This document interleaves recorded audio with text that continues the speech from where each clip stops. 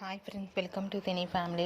TV serial actor Sriram Venkat ప్రస్తుతం ప్రముఖ G Telugu ఛానల్లో ప్రసారమవుతున్న ప్రేమ ఎంత మధురం సీరియల్లో హీరో ఆర్యవర్ధన్ క్యారెక్టర్లో చాలా అద్భుతంగా నటిస్తూ మంచి సక్సెస్ను అందుకుంటున్నారు.